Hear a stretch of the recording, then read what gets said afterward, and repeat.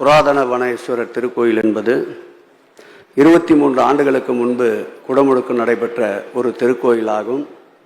தற்போது மண்டல குழு, மானியல் குழு, தொல்லியல் குழு அனுமதி பெற்று சுமார் 83 லட்சம் ரூபாய் செலவிலே ஒப்பந்தம் கோரப்பட்டிருக்கின்றது. ஒப்பந்தம் 27/6 அன்று, அதாவது இன்றைக்கு ஒப்பந்த புள்ளி திறக்கப்படுகின்றது. இன்னும் 15 நாட்களுக்குள் அந்த திருக்கோயிலுடைய திருப்பணி மேற்கொள்ளப்படும் என்பதை மாண்புமிகு உறுப்பினருக்கு பேரவையின் தலைவர் வாயிலாக தெரிவித்துக் கொள்கிறேன். மாண்புமிகு உறுப்பினர் அசோக்குமார். மாண்புமிகு பேரவைத் தலைவர் அவர்களே, மாண்புமிகு இந்தியாவின் நம்பர் 1 தலைவர் மாண்புமிகு முதலமைச்சரை வணங்கி, மாண்புமிகு விளையாட்டுத்துறை அமைச்சர் எங்களின் எதிர்காலத்தை வணங்கி, மிக சிறப்பாக பணியாற்றி கொண்டிருக்கின்ற மாண்புமிகு இந்து சமய அறநிலையத்துறை அமைச்சர் அவர்களுக்கு முதலில் எனது மனமார்ந்த நன்றியை தெரிவித்துக் கொள்கின்றேன். பேராவூரணி தொகுதியில் உள்ள அருள்மிகு புராதன வனேஸ்வரர் பெரியநாயகி அம்மன் கோயில் திருக்கோயில் காசியை விட திருச்சித்தம்பலம் சிவனுக்கு வீசம் பங்கு, வழிபாடுவோருக்கு பலன்கள் கூட என பாண்டிய மன்னனுக்கு சிவபெருமாள் தோன்றி சொன்னதாக வரலாறு உண்டு. இந்த திருக்கோயில் திருமண தடை நீக்கம், குழந்தை பாக்கியம் வேண்டி மக்கள் ஏராளமாக கூடுகின்றார்கள்.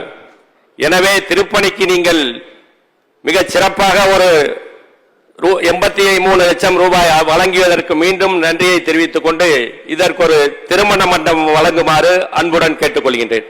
மாண்புமிகு அமைச்சர் அவர்கள்.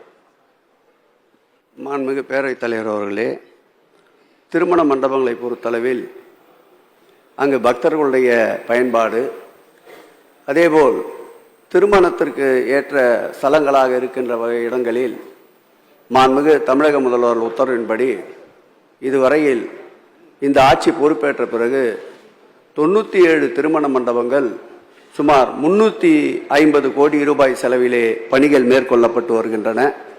சாத்தியக்கூறுகள் ஆராயப்பட்டு நிச்சயம் திருமண மண்டபம் வேண்டும் என்றால் உறுப்பினருடைய கோரிக்கை மாண்புமிகு முதல்வர் கவனத்திற்கு கொண்டு சென்று நிறைவேற்றப்படும் என்பதை பேரவைத் தலைவர் வாயிலாக உறுப்பினருக்கு தெரிவித்துக் கொள்கிறேன். மாண்புமிகு உறுப்பினர் அசோக்குமார். மாண்புமிகு பேரவைத் தலைவர் அவர்களே, திருமண மண்டபம் வழங்கப்படும் என்று அறிவித்த நமது மாண்புமிகு அமைச்சர் அவர்களுக்கு நன்றி தெரிவித்துக் கொண்டு, பேராவூரணி பெருமளூர் பேராட்சியில் உள்ள ஸ்ரீ பாலசுப்பிரமணியன் திருக்கோயிலில் சிதலமடைந்துள்ளது. அதனை புனரமைத்து கும்பாபிஷேகம் நடத்தவும், திருவோணம் ஒன்றியம் வெட்டுவாக்கோட்டை சென்னியம்மன் திருக்கோயில் கும்பாபிஷேகம் செய்யவும் திருமண மண்டபம் அளித்திடவும், சேதுபாசத்திர ஒன்றியம் பள்ளத்தூர் அருள்மிகு கதலி வனேஸ்வரர் திருக்கோயிலுக்கு திருமண மண்டபமும் கொடிமரமும் வழங்கிடவும், அதேபோல ஆத்தாளூர் வீரமாரியம்மன் கோயிலுக்கு பேராவூரணி சேதரோட்டில் திருமண மண்டபம் வழங்கிடவும், பேராவூரணி ஒன்றியம் குறிச்சி சிவன் கோயிலுக்கு சிதலமடைந்துள்ளது, அதனை புனரமைத்து குடமுழுக்கு செய்யவும் நிச்சயமாக நீங்கள் இவற்றை எல்லாம் நீங்கள் எங்களுக்கு செய்து தர வேண்டும் என வேண்டி மாண்புமிகு அமைச்சர் அவர்களுக்கு நன்றி தெரிவித்து, மாண்புமிகு பேரவைத் தலைவர் அவர்களுக்கும் எனது நன்றியை தெரிவித்துக் கொண்டு நிறைவு செய்கின்றேன்.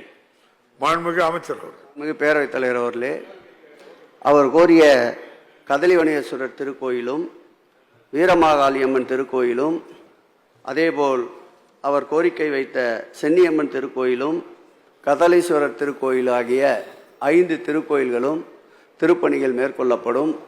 அவர் கோரியபடி குடமுழுக்கு, திருமண மண்டபங்கள் போன்றவை எவ்வளவு விரைவாக பணிகள் எடுத்துக்கொண்டு நிறைவேற்றப்படுமோ அந்த அளவில் விரைவுபடுத்தி இந்த ஆட்சி ஏற்பட்ட பிறகு மாண்புமிகு தமிழக முதல்வர் திராவிட மாடல் ஆட்சியில் செப்டம்பர் மாத இறுதிக்குள் 1900 திருக்கோயில்கள் திருப்பணி மேற்கொள்ளப்பட்டு குடமுழுக்கு நடத்தப்பட இருக்கிறது என்ற தகவலை அவையிலே தெரிவித்து, அவர் கோரிய அந்த திருக்கோயிலுடைய குடமுழுக்கும் வெகு விரைவில் நடத்த தரப்படும் என்பதை மாண்புமிகு பேரவைத் தலைவர் வாயிலாக மாண்புமிகு உறுப்பினருக்கு தெரிவித்துக் கொள்கிறேன்.